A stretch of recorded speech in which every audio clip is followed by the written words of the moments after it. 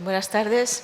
Goya, como veíamos el día pasado, utilizó para sus obras y en todas las etapas de su vida, entre las fuentes al uso, imágenes y conceptos del libro del italiano Cesare Ripa, Iconologia, ovvero descrizione delle immagini universali cavate dall'antichità e di altri luoghi.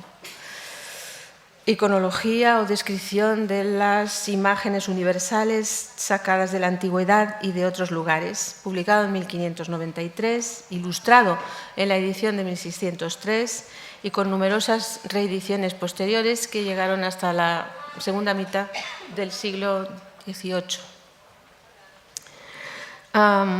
Poetas y artistas, fundamentalmente, hicieron uso masivo de la simbología expresada en el libro, que explicaba, por medio de ajustadas palabras, ilustradas con imágenes sencillas, los difíciles, es que hay como un eco por aquí, los difíciles, quizás soy yo, los difíciles conceptos abstractos usados en la Edad Moderna, reales y simbólicos, arquetípicos y metafóricos.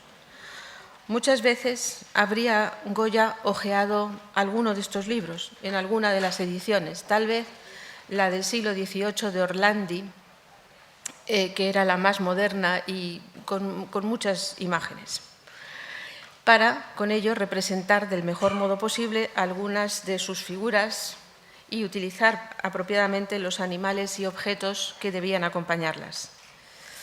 Es posible que alguna vez se hubiera detenido en un concepto que para él fue fundamental, el concepto de la amicizia, la amistad. La descripción de Ripa, que está allí, era minuciosa. Tenía 3 apartados para la amicizia, es decir, 3 imágenes y 3 descripciones con pequeñas variantes. Pero yo me he centrado en esta, aunque explicaré algo de la siguiente. Mínimos detalles, incluso, como ven ahí, en la parte izquierda, me parece, o a la derecha, haciendo referencia a Aristóteles, ¿no? Amicizia, con Aristóteles. Bien, Aristóteles había dedicado los libros 8 y 9 de su Ética a Nicómaco al concepto de la amistad, con una claridad que hace difícil superar su análisis. Decía, por ejemplo, Aristóteles, la amistad es una benevolencia guiada por la virtud y por la razón entre los hombres que tienen una conformidad de influjos y de comprensiones. La presencia de los amigos en la buena fortuna lleva a pasar el tiempo agradablemente y a tener conciencia de que los amigos gozan con nuestro bien. No lo voy a leer todo. Con todo, dice, aunque no debemos de ser molestos con los amigos y contarles demasiadas nuestras penas, pero con todo debemos llamarlos a nuestro lado cuando han de sernos de ayuda, y recíprocamente está bien acudir de buena voluntad a los que pasan alguna adversidad, aunque no nos llamen, porque es propio del amigo hacer bien, sobre todo a los que lo necesitan. Los amigos se necesitan en la prosperidad y en el infortunio, y además dice, por tanto, el hombre feliz necesita amigos. Ese es el tema de la conferencia de hoy. ¿Qué amigos tuvo Goya? ¿Cuántos? ¿Cuáles fueron? ¿Qué supusieron para él? ¿O qué hicieron por él? Ripa, por ejemplo, explicaba cómo se podían representar visualmente todos los detalles que se referían a la amistad, a la que ilustra como una joven vestida de blanco pero con sencillez, porque la amistad no necesita de adornos para presentarse ante el amigo, señalándose el corazón. Y con las palabras latinas, longe et propre, es decir, la amistad está en la distancia y en la cercanía. Porque el amigo mantiene la amistad del mismo modo, tanto si la persona está lejos como si está cerca. Porque además escribe mors et vita. La presenta descalza porque la amistad tiene que estar preparada a salir corriendo en caso de que el amigo lo necesite a cualquier hora y de cualquier modo. Y debajo pone también en la falda mors et vita, porque también se tiene que estar preparado a morir y a vivir por el amigo. Como contraste, esta es otra de las representaciones que es igual, es lo mismo, ¿no? Pero en otra de las ediciones del Ripa. Como contraste, y también en Ripa, existía la amistad falsa. Es la del abate Cesare Orlandi, como ven. Y la amistad falsa, en lugar de ir sin maquillaje, va maquillada y sonríe, porque tiene que engañar al supuesto amigo. Aquí se está llevando el collar de perlas de la joven, y además el animal simbólico es la hiena, que como saben se ríe, etcétera, y es hipócrita. Se consideraba un animal que representaba la hipocresía. En una de las tres posibilidades que Ripa propone para la representación de la amistad, acompaña a la alegoría femenina de un perrito, como símbolo de un perrito blanco, como símbolo de la fidelidad exigida para esa relación. Dice, el perrito blanco muestra que se debe conservar limpia de cualquier mancha para el amigo la fidelidad más pura. Este perrito blanco como símbolo de la fidelidad debida al amigo me hizo recordar de inmediato un cuadro de Goya. Donna vestita di bianco con un cagnolino bianco. La duquesa de Alba le dedica el cuadro a la duquesa de Alba como testimonio de su amistad entonces, no de su amor, ¿no? El perro a los pies de la dama está curiosamente añadido al final, lo veremos en la próxima foto, encima del cuadro terminado, encima de la última capa del cuadro terminado. Como si visto el efecto final de la composición, piensen en verlo sin el perrito. Y funciona también muy bien, y además el brazo de ella señala las tierras, es el típico retrato de ese momento del aristócrata en sus tierras, señalando hacia ellas, que está en toda la pintura europea desde el siglo XVII. Pero el perrito lo veremos como se añade al final. El perro está al final, encima del cuadro terminado, como si visto el efecto de la composición, el artista hubiera decidido añadir ese símbolo de un sentimiento superior, como era el de la amistad, superior al de la relación servil del pintor, de pintor a mecenas, establecida por las circunstancias sociales de su tiempo. Por ejemplo, en una carta que escribe justo este mismo año 95 a la duquesa de Osuna, pidiéndole un favor para un conocido suyo, por si podía acceder a la plaza de portero que daba el palacio de los Osuna, se despide Goya diciendo todas las palabras de la humildad y dice su más rendido servidor.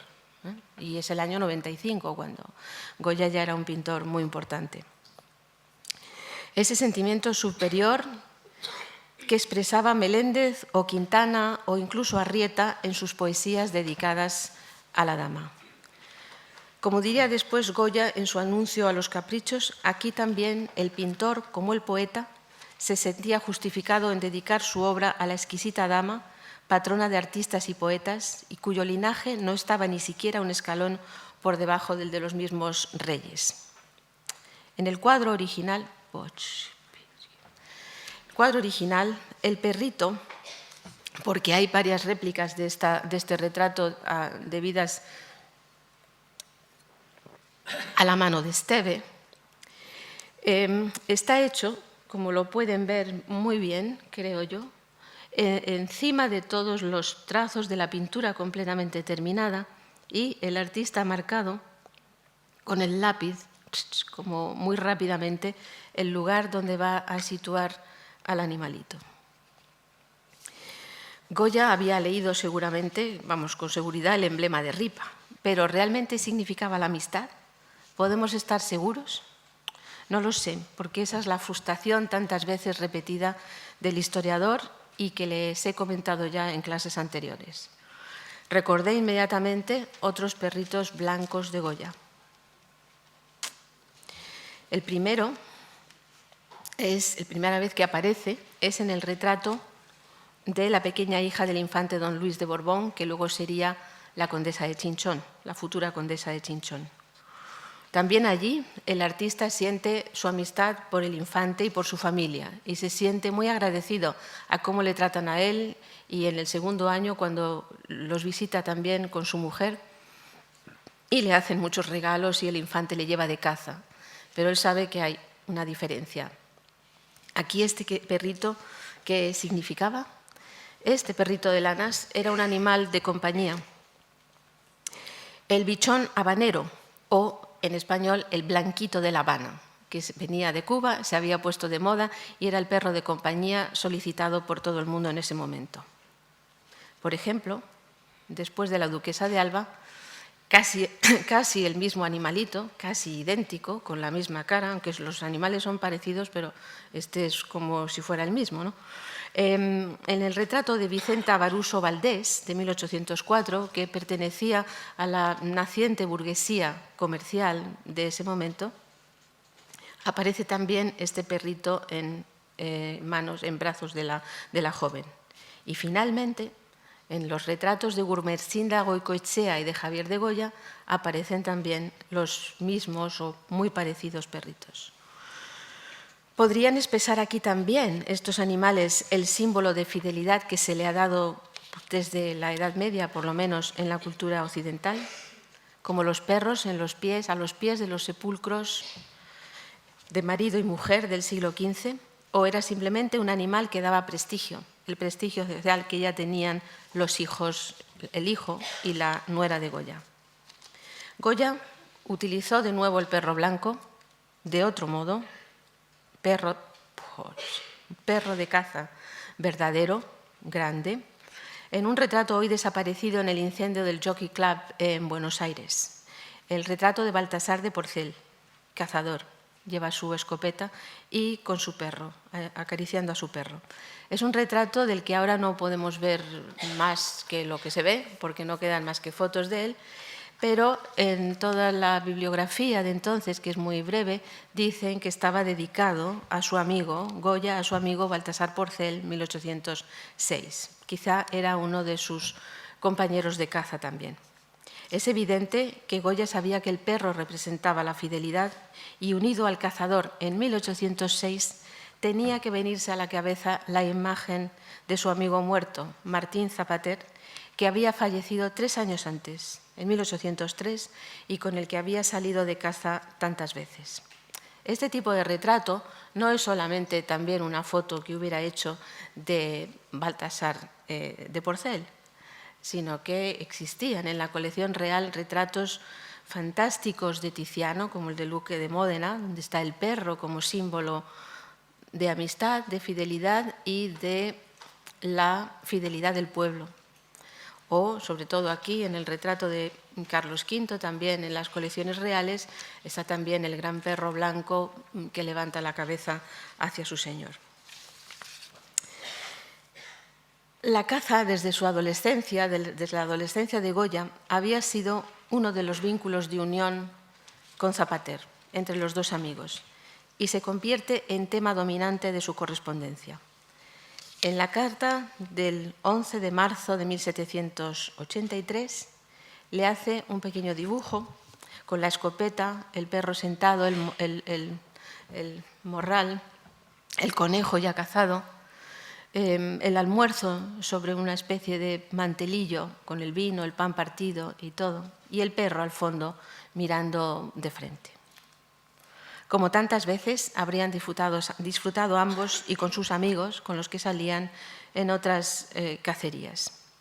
En otras cartas, Goya le habla de la caza, le cuenta cómo ha salido, por ejemplo, con Laín y su gran perro, entre comillas, cito, y en otras se desvive por encontrarle a Zapater la mejor escopeta inglesa en toda la corte.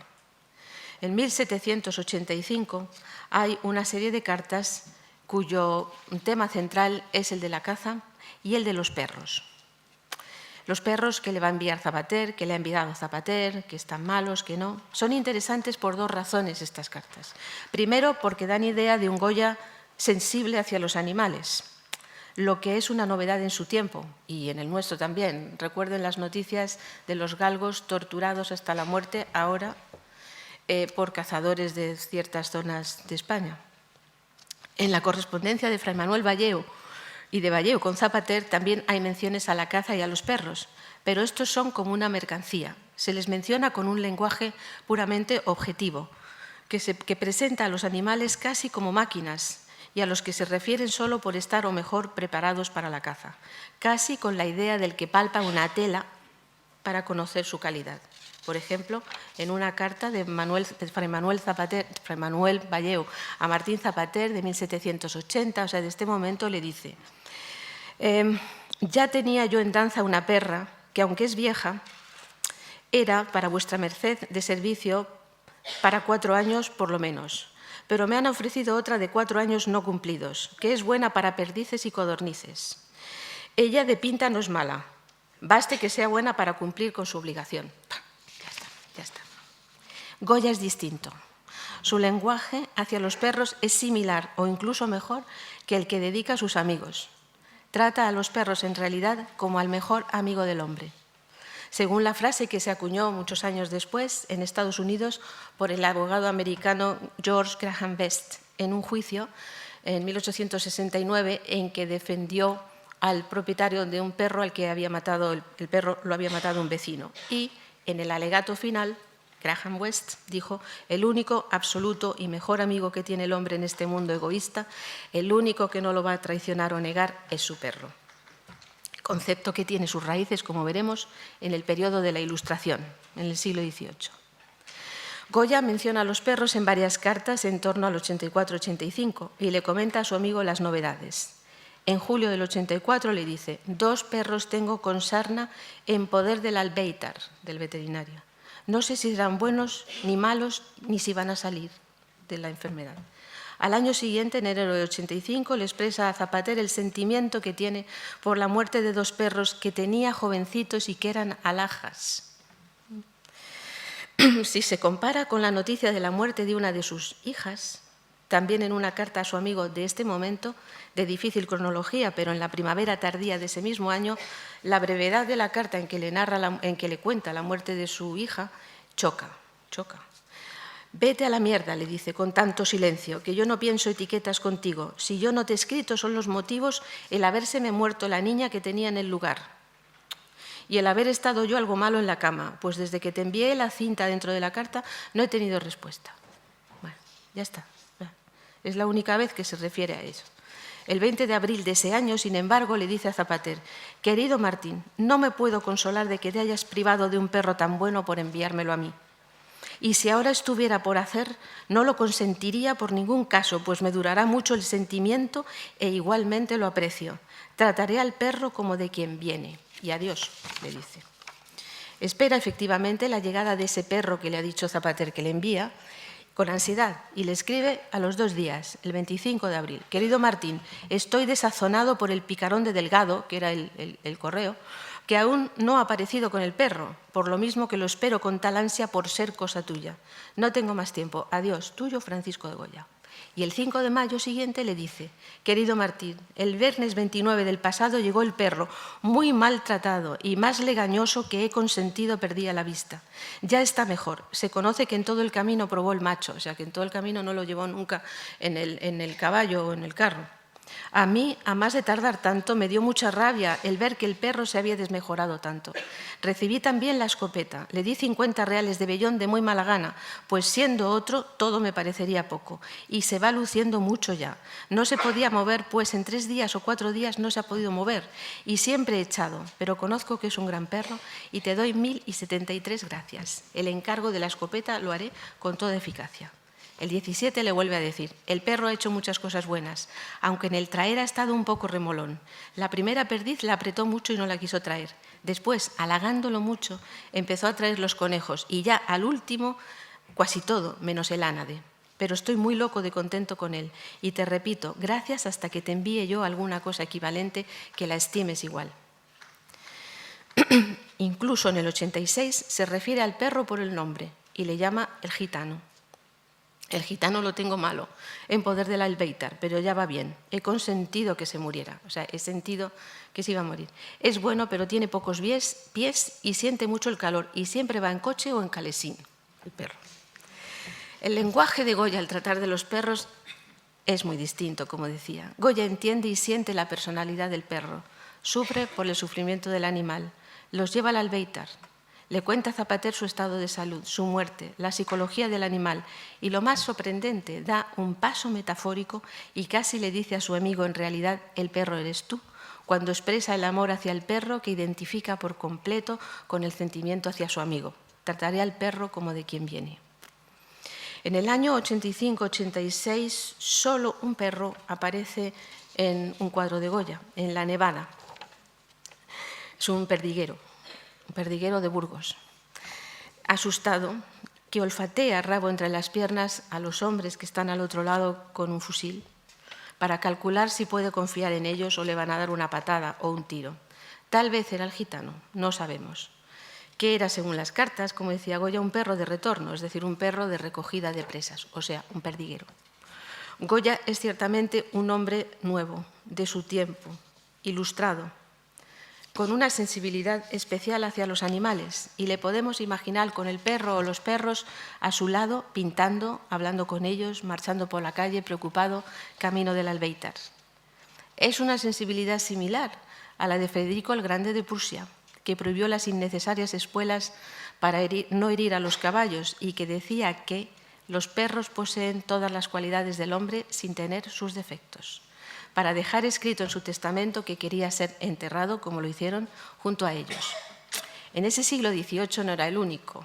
Voltaire, en su Diccionario Filosófico, publicado en el 1764, con muchas reediciones, dedicó un capítulo a los perros, con las mismas ideas, lógicamente, de Federico el Grande, que sería su discípulo, pero mejor escritas. Dice: parece que la naturaleza concediera el perro al hombre para su defensa y para su recreo. Es Voltaire. Es el más fiel de todos los animales. Es el mejor amigo que puede tener el hombre.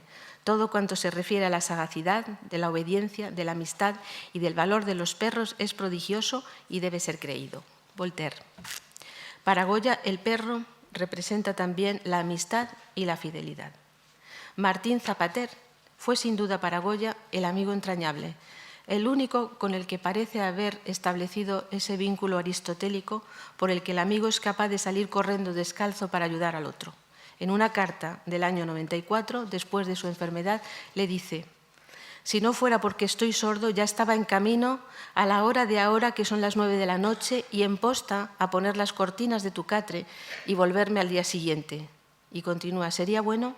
No habría mejor cosa para mí, pues conseguiría verte.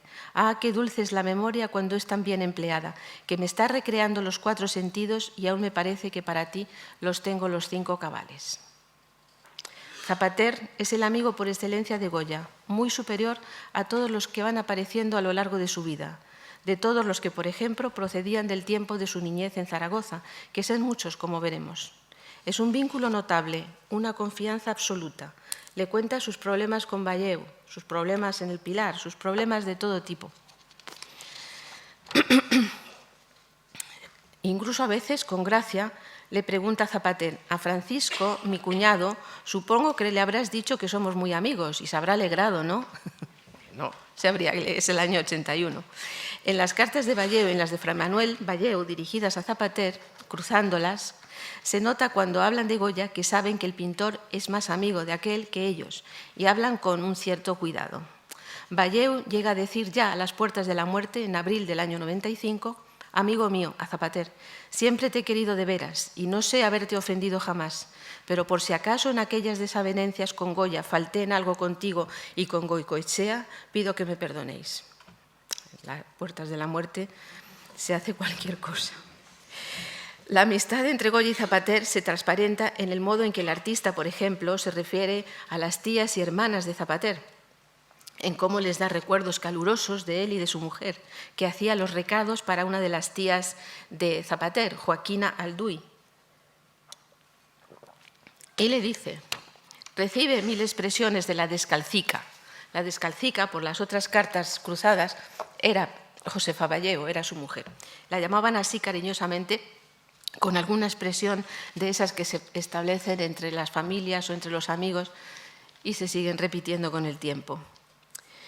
Goya se muestra realmente aristotélico con Zapater cuando en 1784 le da consejos, sabios consejos, al ilustre y juicioso comerciante, Querido Martín mío, mucho sentimiento he tenido de tu indisposición o enfermedad, y te digo sobre todas las cosas que no trabajes tanto, que de nada, sea el asunto que sea, te tomes disgusto, que te cuides como el primer objeto, que a la verdad, si tú te acabas, nada sirve que se dilaten tus caudales y ascensos.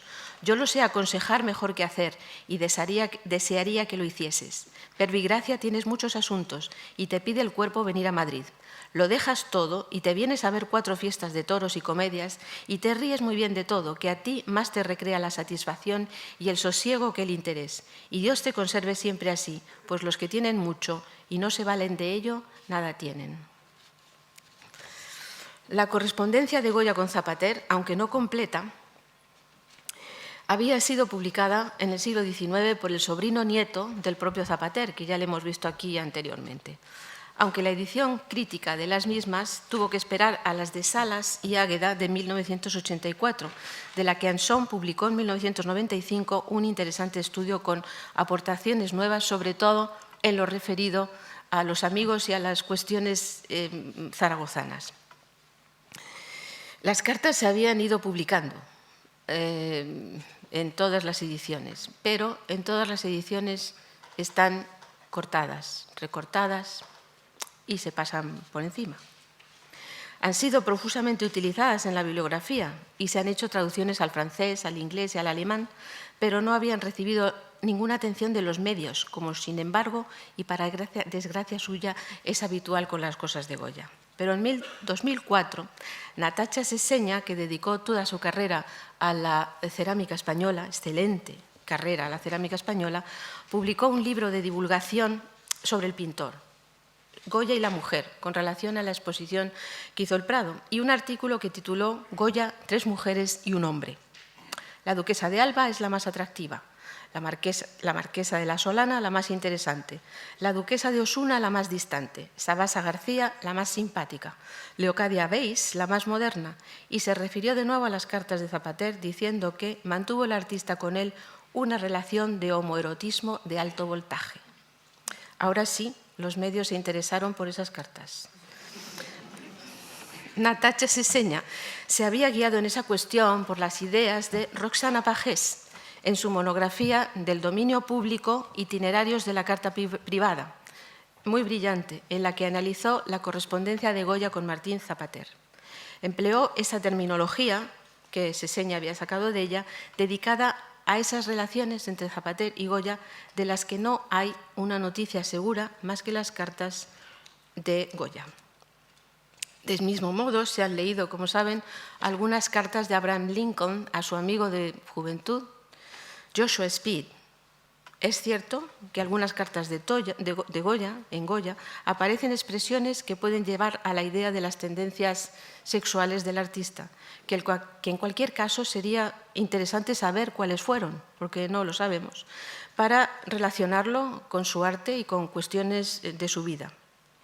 Pero creo que es una faceta de su personalidad, sin negarlo ni afirmar esa tendencia, en que no se puede decir, no se puede asegurar nada, y se debe de ir más lejos y profundizar en las relaciones y vida del siglo XVIII en general y del español en particular, en las costumbres de entonces y no las de ahora, y en la lectura no tendenciosa de los documentos, en ningún sentido, ni en uno o ni en otro.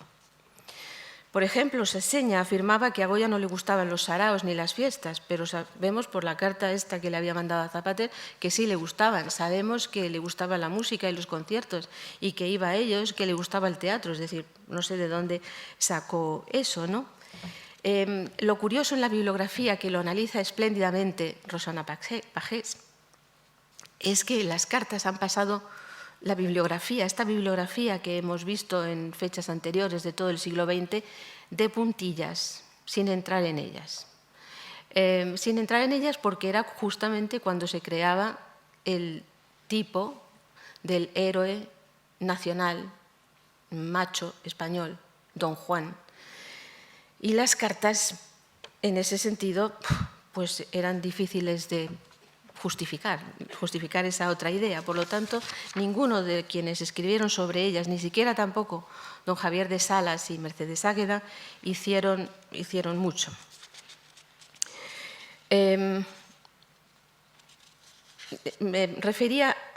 leeré algunas de estas expresiones. Le anima a venir a la corte porque había muchas diversiones y le dice: yo estoy bueno, a Dios gracias, algo avejentado pero fuerte, muy deseoso de verte, que haría un viaje por eso solo y a Goicoechea, Martín de Goicoechea, Juan Martín de Goicoechea. Pero cuanto más regular será que lo hagas tú, cuanto más regular sería que lo hagas tú, cuando aquí hay más motivos de diversión y más que ver y tener la satisfacción de estar aquí juntos, que te protesto, no haría nada mientras estuvieras, a no ser tu retrato, que no te negarías a concederme ese gusto. Yo no sé qué demonios te impide hacer esto, que en conciencia debías de venir todos los años como el cumplimiento de la Iglesia, tantas veces como te lo he suplicado, teniéndote cuarto en mi casa y absoluto de mí y de cuanto tengo. Es de enero del 89.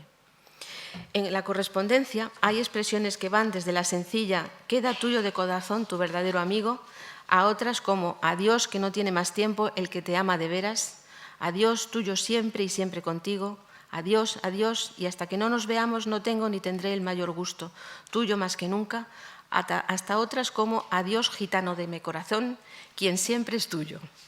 En otras varias le llama hermano.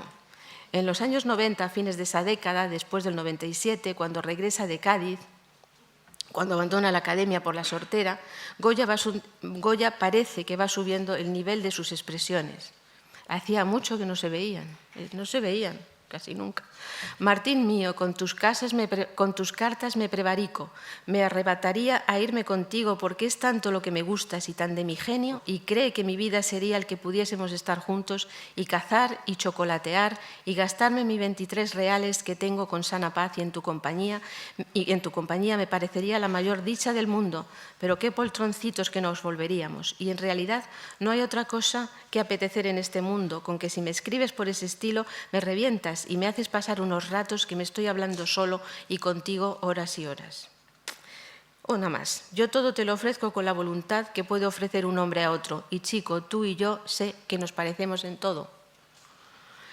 En otra le dice: te habrás reído con mi última carta. Me hubiera gustado estar allí. ¿Qué conversaciones hubieran surgido?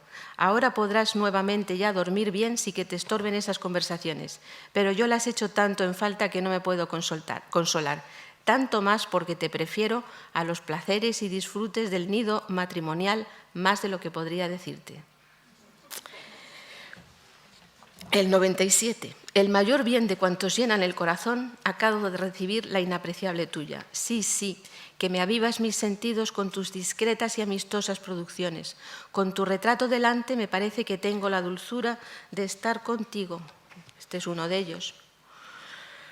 Ay, mío de mi alma, no creyera que la amistad podía llegar al periodo que estoy experimentando, ni acierto con la pluma, mirando tu copia siempre, que no he podido ocultar de que la vieran algunos concurrentes, y me llenó de gozo de que digan que es lo mejor que he hecho, de actitud, de bella cabeza, de apasionarse al original. Ay, qué alhaja me has prestado para mi consolación. Dios quiera dejarme acertar con la copia. Muchas cosas te podría decir de este asunto, pero solo te digo que el de Bobada, se refieren a alguien, ha conocido quién era por el retrato, maravilla que no creyera de la pintura, al que se refiere, y si del tuyo hubieses estado delante sin que te viesen, hubieses tenido el rato de mayor satisfacción. Gracias al Señor. Ven, ven, luego que te he compuesto el cuarto que hemos de vivir juntos y dormir, remedio que he hecho mano cuando me asaltan mis tristezas. Bueno, así sigue con estas expresiones hasta la última que voy a citar.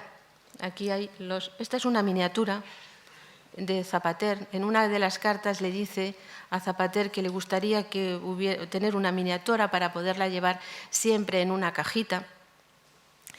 Y hay otro retrato más, el del año 97, cuando Zapater está en Madrid y en donde se lo dedica, le veremos luego en otro contexto, Goya a su amigo Martín Zapater, 1797, con un detalle fantástico, se ve perfectamente la técnica aquí.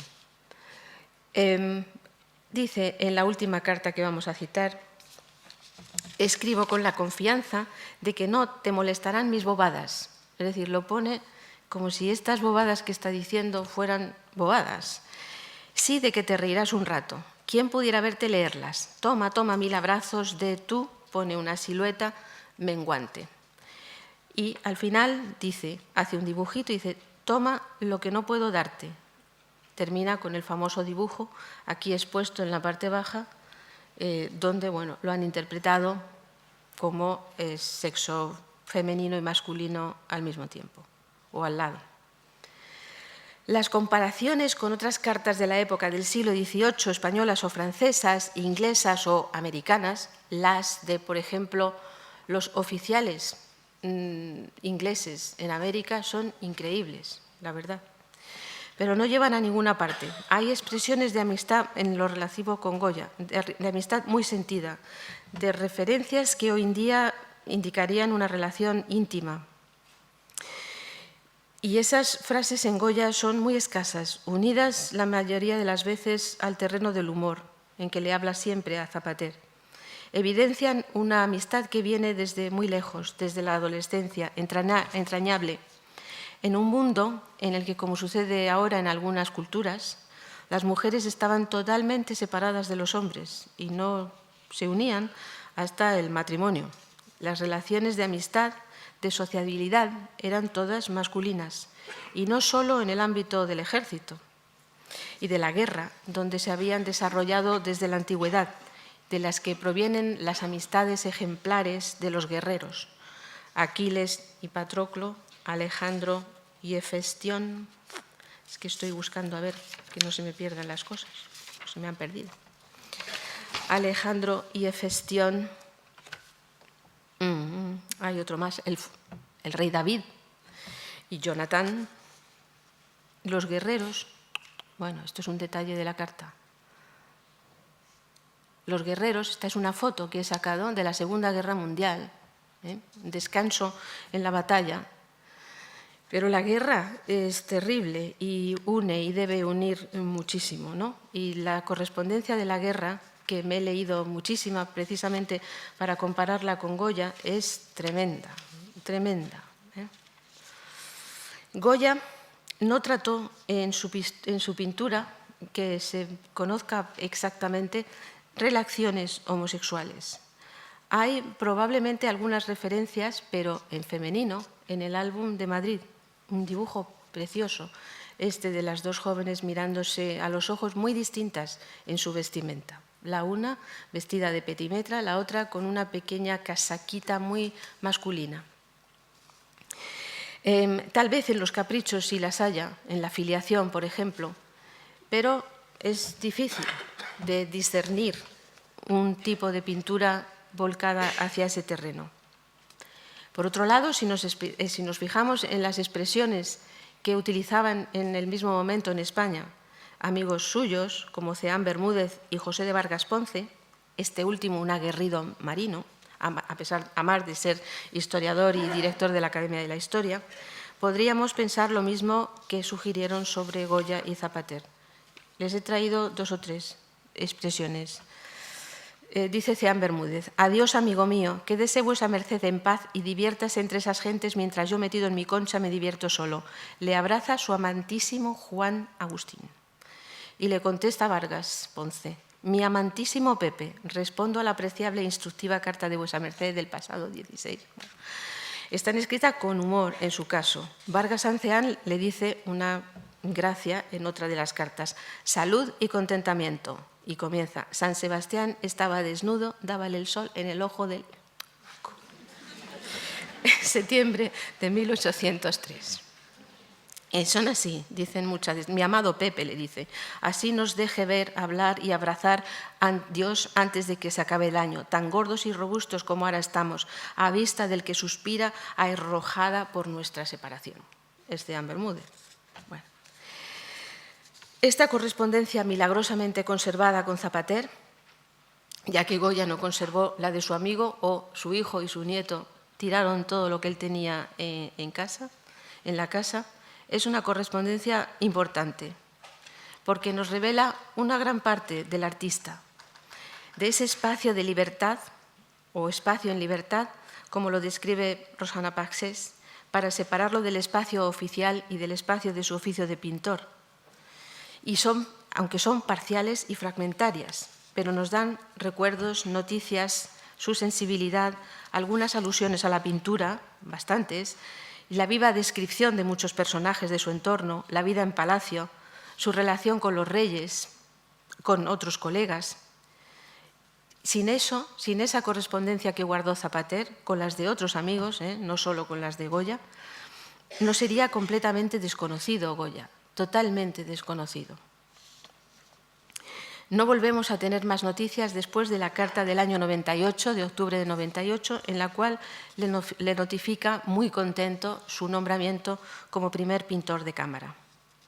Goya no había tenido la suerte de otros pintores del pasado, ya de época moderna, porque no hablaremos de Apeles y Alejandro, ni de Zeusis y Parrasio, todos ellos tuvieron 400 años después de su muerte a Plinio el Viejo, sino de los que vivieron en la Edad Moderna, desde principios del siglo XVI. Teóricos de prestigio e intelectuales admirados en su tiempo dieron brillo a sus amigos artistas, explicaron quiénes eran, anotaron sus vidas y valoraron sus obras. Rafael se autorretrata con un amigo del que se han dado muchas identificaciones y no se sabe en realidad quién es, no está perfectamente identificado, aunque él tuvo a su Pietro Bembo. Durero tuvo a Pirkheimer, amigo a su vez de Erasmo. Tiziano a Aretino. Están en todos estos casos pintado el amigo por el propio artista.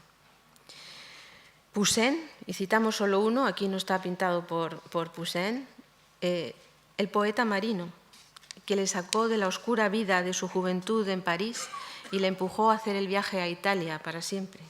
Eso lo hacen los amigos. Domenichino a Gucci, el gran teórico de los artistas bologneses. Maratti a Bellori. Mengs, este es otro Maratti más con otro amigo, el marqués Pallavicini, ¿no? Pero es alegórico y no es tan entrañable como el anterior. Y Mengs con Winkelmann y con Azara. Pero Goya no. Goya no tuvo esa suerte. Ni siquiera Ceán Bermúdez, a quien el artista le hizo 2 o 3 espléndidos retratos, escribió sobre él públicamente. Le encargó los retratos de artistas para su diccionario, de los que existen varios ejemplos, pero no fue capaz de escribir 2 líneas sobre si le habían gustado o no se han conservado. Goya estuvo con él en Sevilla en 1793, cuando cayó enfermo, y residió de nuevo con él en su segundo viaje a Andalucía en el 96, y en 1816 de nuevo vuelve con él cuando hizo el cuadro de la catedral. Estos son los retratos de Ceán, el que hizo para el frontispicio, seguramente, del diccionario de artistas españoles, el diccionario de artistas de 1800. Ni de parte, y cuando le hizo pintar el cuadro de las Santas Justa y Rufina en Sevilla. Pero ni del uno ni del otro, ni de Goya ni de Ceán, han quedado los más mínimos comentarios sobre estas visitas.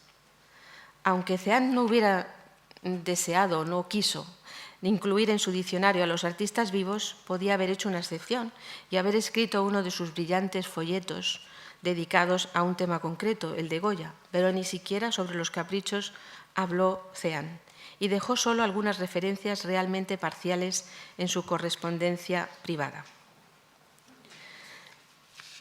Habíamos puesto aquí el anterior, que está fuera, bueno.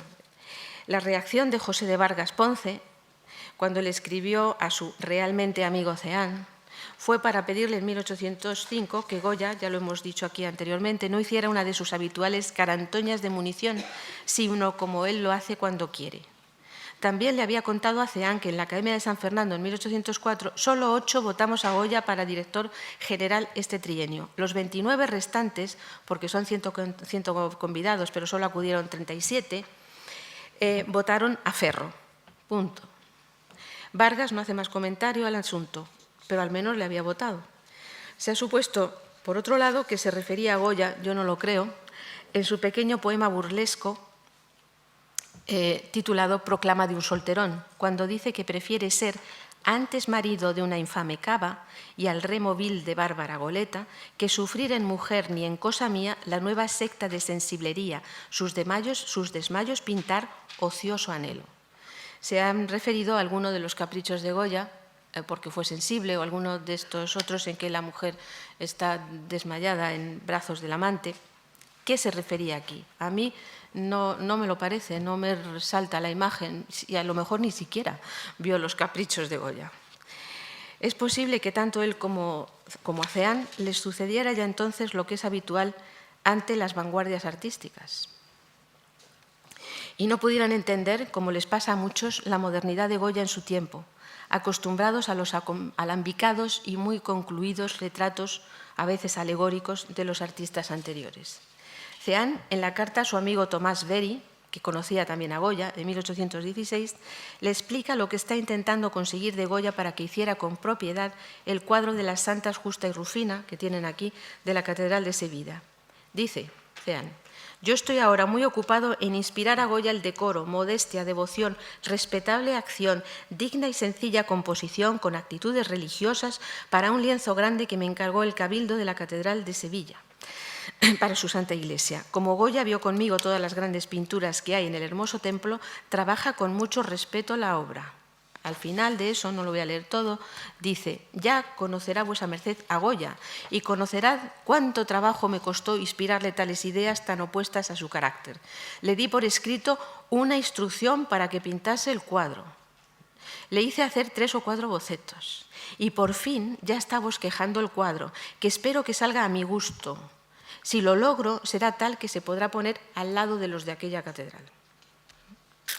Bueno, es curioso que los eruditos amigos, estos, Ceán o Vargas, a los que dejó inmortalizados como no lo hubieran podido soñar, no admitieran a Goya o tuvieran sus reservas. Hay que esperar a los poetas para leer frases de admiración hacia el pintor y que todos ellos además se proclamaran abiertamente amigos de él.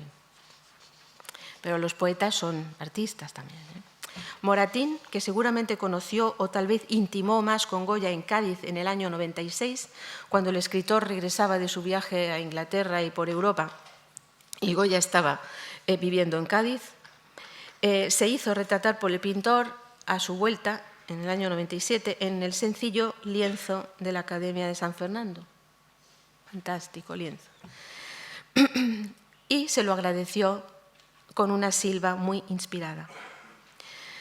La tengo aquí, solamente leeré alguna frase. Era entonces el autor de moda en Madrid, le conocía todo el mundo había ido a su teatro, es decir, era una figura. Pero escribió una silva para él, y además una silva humilde. Piensa que Goya es mucho más que él. Esto puede ser una cuestión, digamos, dialéctica, ¿no? Pero dice: quise aspirar a la segunda vida que agradecido el mundo al eminente mérito reserva de pocos adquirida, entre los que siguieron la inspiración de Apolo y de Minerva. Vanos fueron mis votos, etcétera, etcétera, etcétera. Y dice: mas la amistad sagrada quiso dar premio a mi tesón constante. Y a ti, sublime artífice, destina a ilustrar mi memoria, dando la duración en tus pinceles, émulos de la fama y de la historia. A tanto la divina arte que sabes poderosa alcanza, a la muerte quitándola trofeos. Si en dudosa esperanza culpé de temerarios mis deseos, tú me los cumples, y en la edad futura, al mirar de tu mano los primores y en ellos mi semblante, voz sonará que al cielo te levante con debidos honores, venciendo de los años el desvío y asociando a tu gloria el nombre mío. No se puede decir más que olé. Era el tiempo en que en su diario Moratín mencionaba varias veces al artista y en su curiosa escritura, saben que escribía una mezcla para que no le entendieran o porque le gustaba, de castellano, latín y francés, consigna en varias ocasiones chez Goya, en determinados días, en casa de Goya.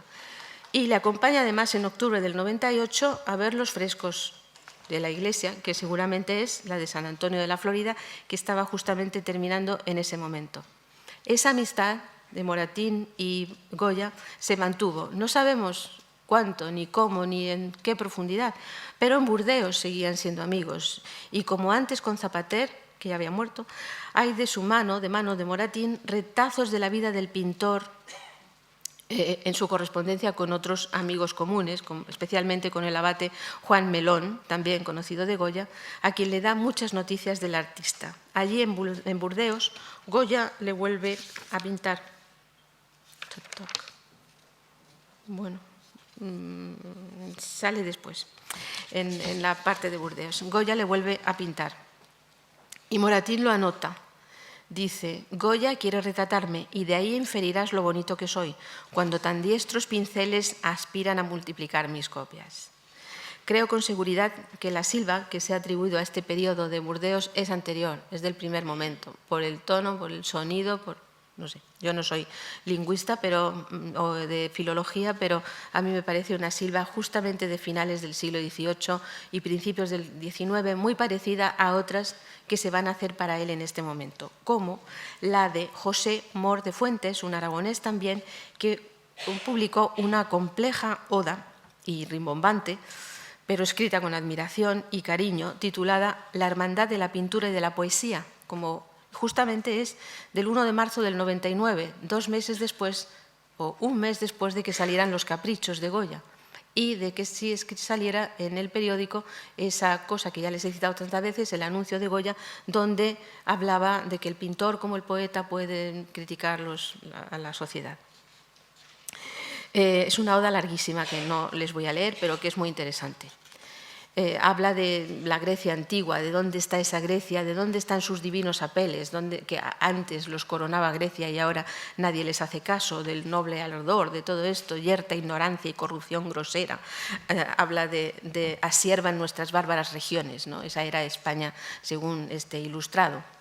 Y ese caos de míseros borrones se apellida pintura y poesía, se refiere a pintores de mala calidad, cuando por fin llega a hablar de Goya.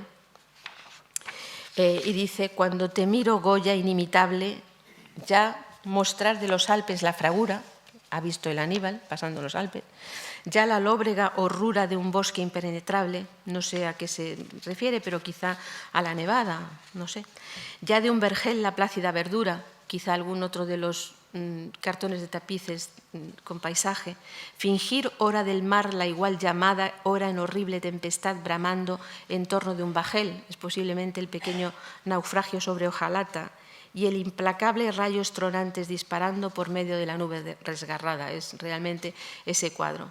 Cuando te miro del campeón triunfante pintar el alma en su marcial semblante, o entre cendal y gasa transparente el halagüeño albor de una hermosura, o sea, está realmente diciendo eso y diciendo que nadie más podría señorear en esa región de la pintura como Goya.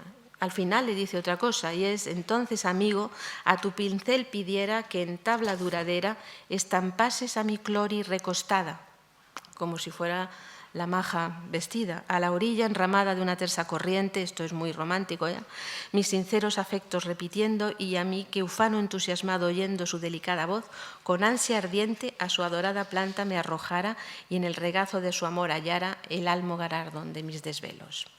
Y hace otras conexiones con la envidia que nos iba a tener Italia, que está siempre llena de continuas maravillas, con la pintura de Goya. Entre esos elogios poéticos de sus amigos, se ha resaltado siempre el atribuido a Manuel José Quintana,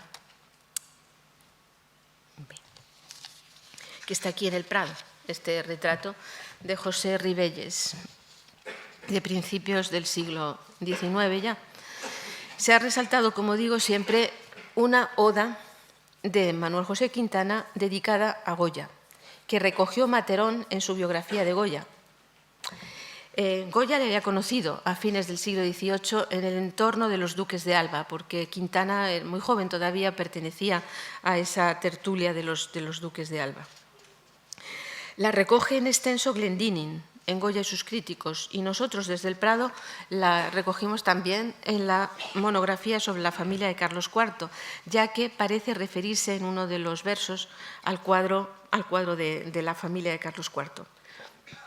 Sin embargo, en un reciente artículo de un especialista en literatura española, Romero Tobar, se expresan dudas de que sea de él y no un apócrifo del siglo XIX, porque piensa que aparecen allí ideas que son más tardías, de la época, por ejemplo, de Materón, cuando Quintana, o el poeta que ha escrito esto, se refiere a Velázquez y a Murillo, por creer Romero Tobar que la fama de ellos se inició solo a mediados del siglo XIX en Francia, justo cuando Materón escribía su libro. Sin embargo, ambos pintores, Velázquez y Murillo, eran realmente conocidos y apreciados y populares, y precisamente además entre los más cultos, a fines del siglo XVIII. Los escritos de Mengs, publicados por Azara, o el diccionario de Ceán Bermúdez, o su folleto sobre la pintura en Sevilla o andaluza, así lo revelan. Así como las innumerables adquisiciones de obras de Murillo e intentos de adquirir obras de Velázquez a finales del XVIII en España por los agentes extranjeros. Por otra parte, y yo por eso pienso que la Oda, no sé, porque no soy, como digo, de filología, pero la Oda en ese sentido es perfecta y además tiene también estas otras cuestiones de que Italia nos va a envidiar mucho, de que el extranjero va a llegar aquí. Es una oda que, al parecer, y según decía Materón, le envió Quintana con su libro de poesías publicado en 1804 a Goya. Habla también de la fama futura del artista, de la noción de su arte que iba a sobrepasar al de Italia.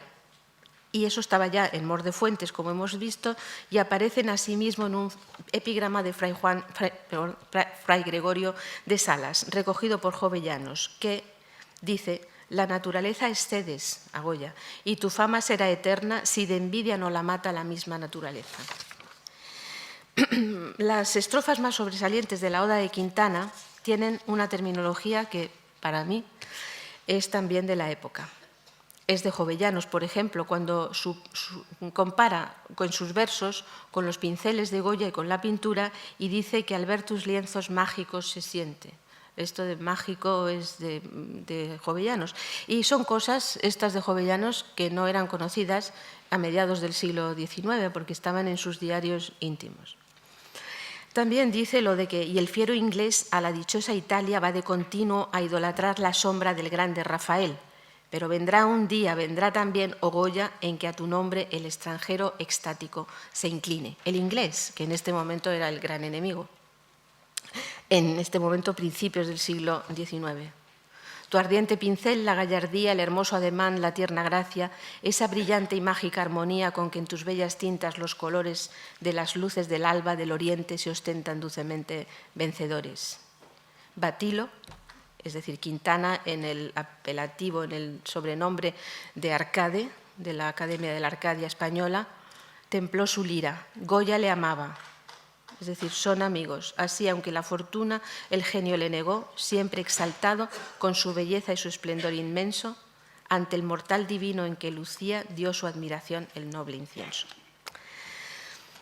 Hasta llegar a estas alabanzas de los poetas amigos de fines del siglo XVIII y principios del XIX, y dejando a un lado su amistad profunda con Zapater, la personalidad de Goya revela, desde luego, siempre una gran capacidad para las relaciones humanas. En la correspondencia con Zapater se citan numerosos amigos y conocidos, y la carta más reveladora sobre su capacidad de relacionarse con la sociedad y con la gente y de demás es una de diciembre del año 97, en que un grupo de amigos, y todos ellos entre sí y amigos de Zapater, todos zaragozanos, están celebrando que a Zapater en Zaragoza le hubiera tocado la lotería y les hubiera mandado pues bebidas de allí, de Aragón, y productos de Aragón.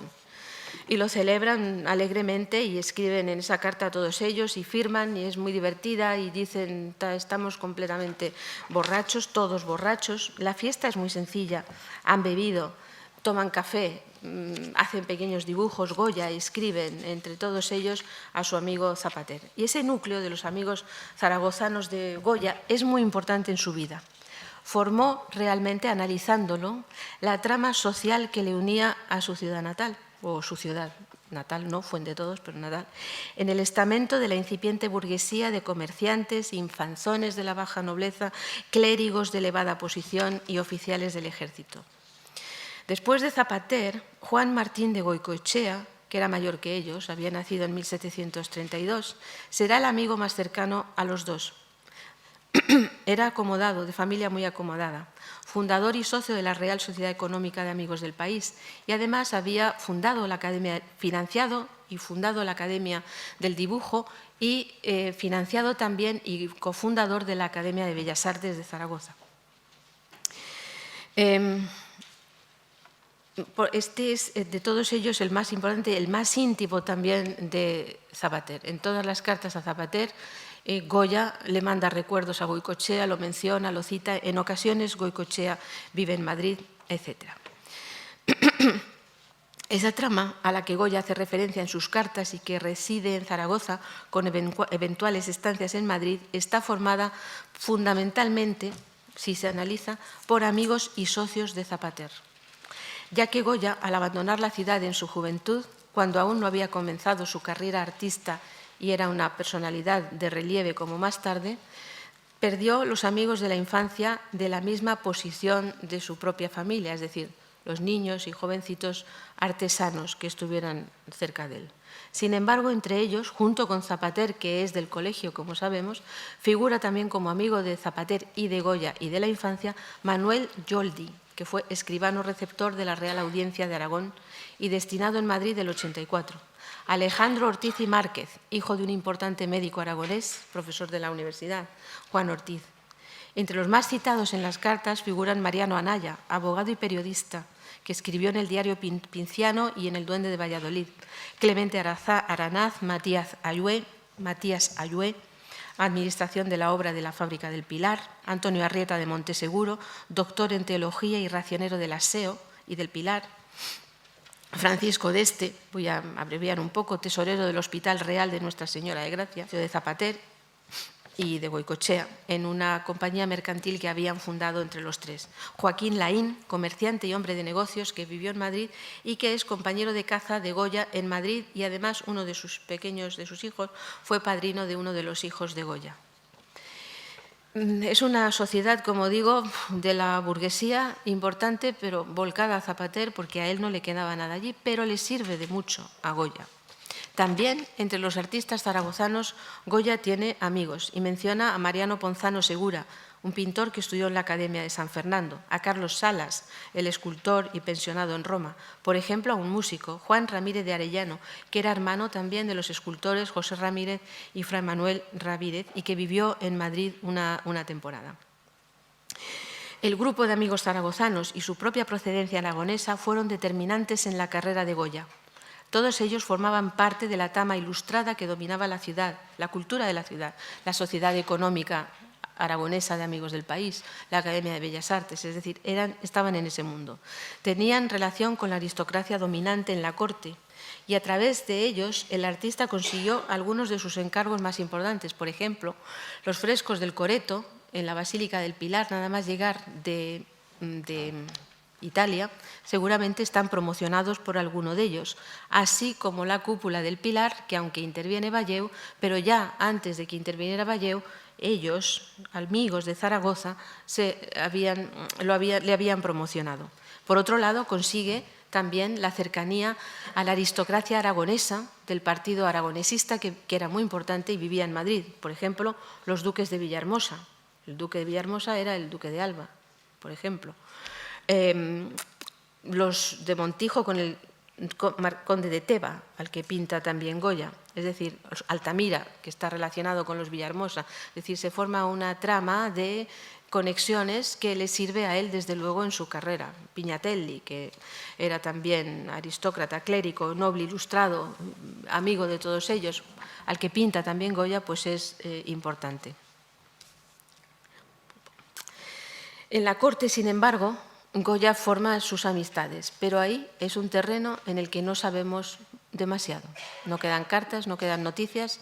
Son los colegas de trabajo amigos, en ocasiones sí, pero en ocasiones, y en el caso de Goya, sus jefes, como los llama él, Valdecarzana y Maella sobre todo, no fueron muy agradables con él y hay siempre una hostilidad entre ellos. Con Valleu lo mismo, aunque era familia.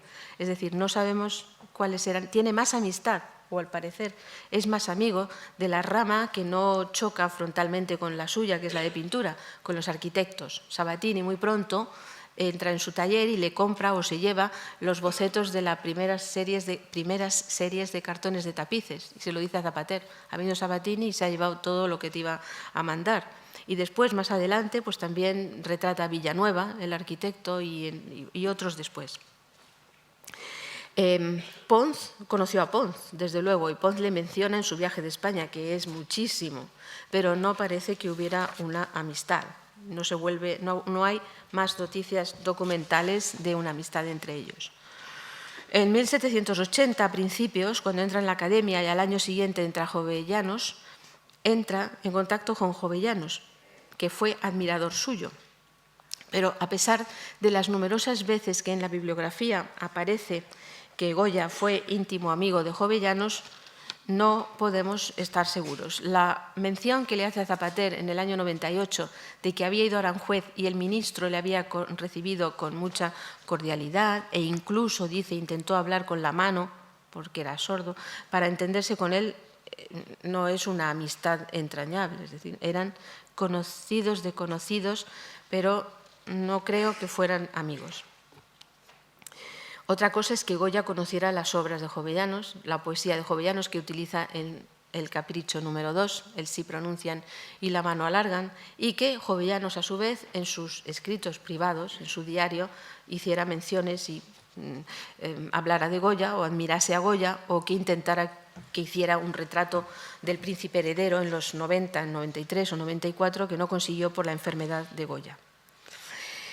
Estos amigos del decenio de los 90 ya presentan una singularidad. Goya comienza en ese momento una serie de retratos dedicados a determinados personajes que suponen una novedad, y además una novedad importante no solamente en Goya, sino en España y también en el extranjero. ¿Por qué se los dedica? Y en el siglo XIX, la tradición del artista que dedica un retrato a alguien, a fulano de tal por tal, no le cobra el retrato. Pero en el caso de Goya no estamos seguros de que no los cobrara. El caso, por ejemplo, del general Urrutia, que pone a Urrutia, Goya 1797, lo cobra porque se lo encargan y lo pagan los duques de Osuna. Es posible que ese a Urrutia no fuera tanto una cuestión personal o de amistad personal como que fuera de los propios duques de Osuna. Estos amigos, en algún caso, parecen encargos. Otras indican una mayor cercanía, como vamos a ver. No todos son iguales, no todos son amigos, algunos más que otros. Y este es un retrato de Juan Martín de Goicoechea que tenía yo aquí. Y este es de Jovellanos, porque también estaba hablando de él, la cabeza de Jovellanos. Pero en este momento, el primer retrato en que se inicia esta serie curiosa de retratos dedicados es el de Sebastián Martínez, que está en el Metropolitan, de 1792. Seguramente seguramente no, cuando Sebastián Martínez hace un viaje a Madrid. Le presenta como le veíamos el otro día también, como coleccionista de estampas, que es lo que sostiene en la mano. Y se lo dedica, pone Goya a su amigo Martínez, bueno, ahí está. Don Sebastián Martínez, por su amigo Goya, 1792. También le dedica un retrato a este curioso personaje que era un juez y era oidor de Sevilla. Seguramente era alguien amigo de Jovellanos o de Ceán Bermúdez. Ceán Bermúdez y Jovellanos eran muy amigos.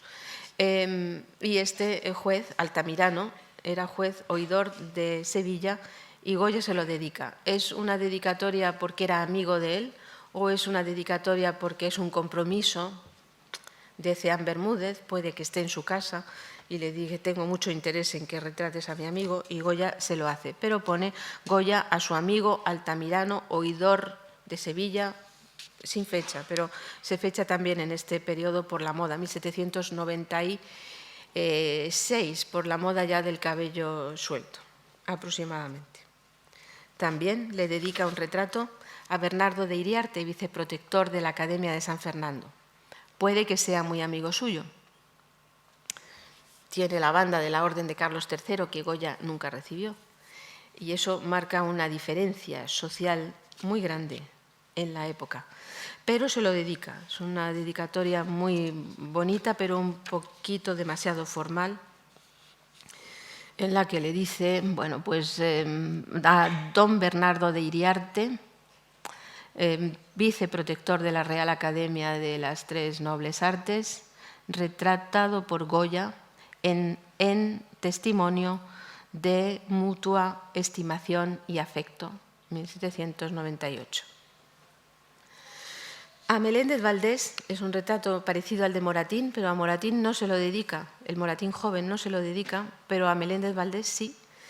Y es el más sencillo de estos retratos, el más intenso, porque Meléndez era un poeta lírico maravilloso de ese periodo, y le dice Meléndez Valdés, su amigo Goya, 1797. Son retratos realmente interesantes, ¿no?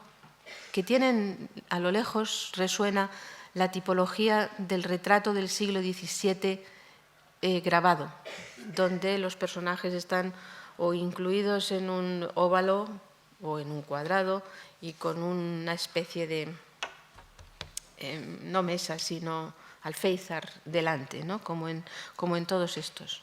También está el retrato que ya hemos visto de Martín Zapater, que pertenece a este periodo, en que dice Goya a su amigo Martín Zapater, 1797. Que puse al principio, que era el de Baltasar Porcel, de 1806, nos lo vamos a creer, que se exhibió en la Academia de San Fernando. Era hijo de un poeta famoso. Y, vamos a ver, este tipo de retrato dedicado pues lo continúa haciendo ya en muy contadas ocasiones, porque lo normal es por Goya o Goya firmado sin más, pero aquí don Juan Antonio Cuervo, un arquitecto, director de la Real Academia de San Fernando, por su amigo Goya el año 1819. Es decir, nos está dando un panorama bastante extenso de cuáles eran sus amigos. Ya sabemos que todas las amistades son amigos muy íntimos, muy pocos, amigos un poquito más, conocidos, más, amigos por interés, ¿no? Etcétera, y que puede haber muchos, ¿no? Y eso es el panorama de amigos que nos está dando Goya, y de ellos podemos pensar que él también recibiera, como en algunos casos lo hemos visto ya, pues mucho apoyo, afecto, trabajos, etcétera. A ver, porque no me quiero perder. Estaba poniendo la serie de estos retratos dedicados, como este que hace cuando en 1819 enferma gravemente y se pinta, autorretrata con el médico Arrieta, y detrás esas viejas oscuras, como las parcas, ¿no? Es un retrato impresionante y es muy largo, agradecido a su amigo Arrieta por el esmero y cuidado y acierto y esmero con el que le salvó la vida en la dificilísima enfermedad que tuvo. Es decir, es una obra que le hace por agradecimiento y que debió de entregar a Arrieta. También está el sobrino del arquitecto director de la Academia, en este caso Tiburcio Pérez Cuervo, Goya, 1800, creo que es el 21. Ahí está, bueno, o el 20 o el 21, antes de irse a Burdeos, y cuando, por ejemplo, a Tiburcio Pérez Cuervo, Goya le dejó a Rosarito, encargada a Rosarito Valls, cuando tuvo que marcharse, cuando él se marchó a Burdeos, y después la recogieron y ya la llevaron con él a Burdeos. Pero fue esta persona, esta cara maravillosa, esta cara de buena gente que tiene, ¿no? Era un arquitecto tremendamente liberal en el sentido de entonces, que una de las veces saltó a la carroza de Fernando VII para echarle en cara que hubiera anulado la Constitución, ¿no?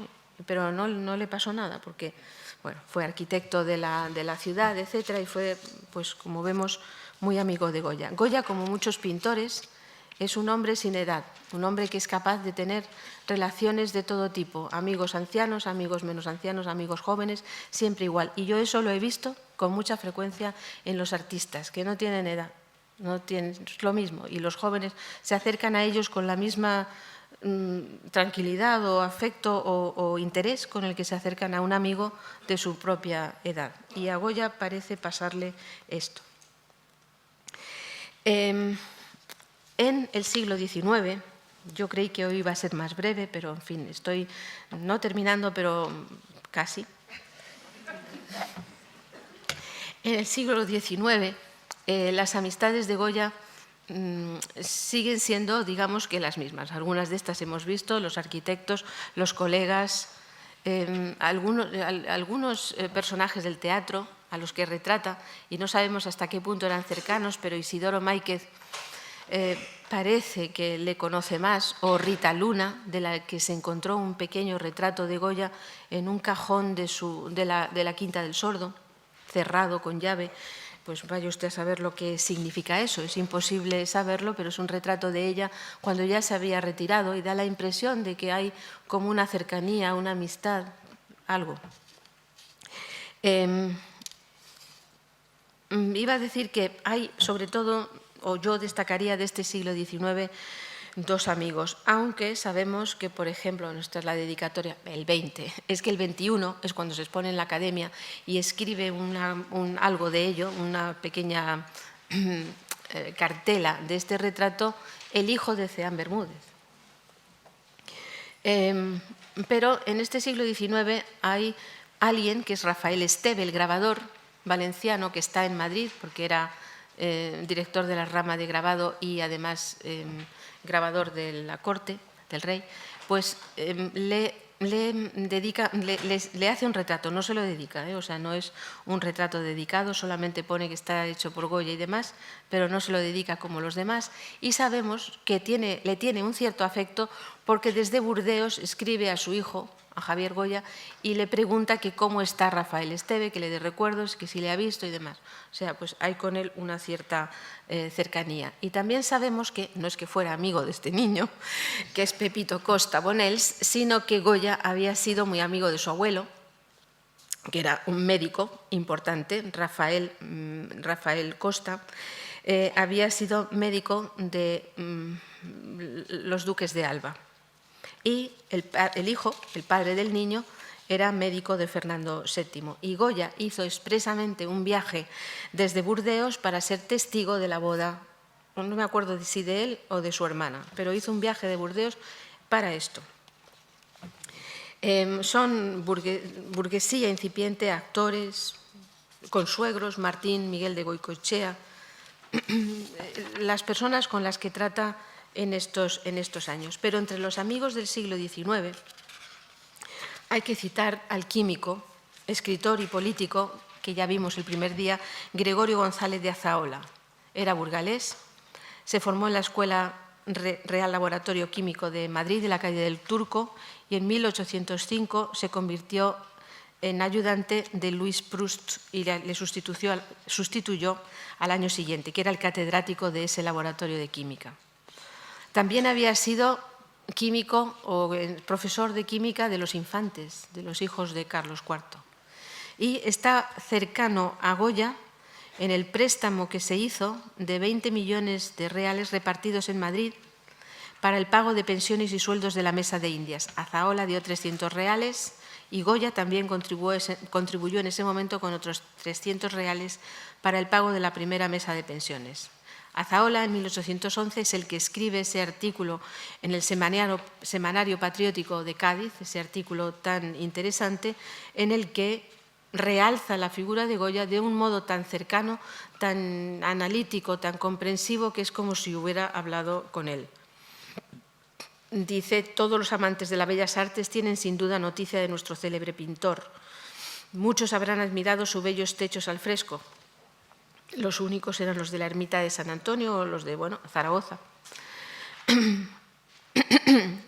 Sus Venus, las majas, que estaban bastante cerradas, en casa de Godoy, y sus retratos, mas no todos conocen su obra maestra del dibujo o sus famosas estampas satíricas que corren por Madrid con el nombre de Los Caprichos de Goya.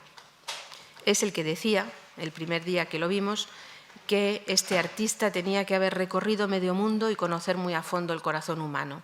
A mí esa frase precisamente es la que me indica que no solo ha visto eso transparentándose en sus estampas de Los Caprichos, sino que ha hablado con él y Goya le habrá contado, etc., ¿no?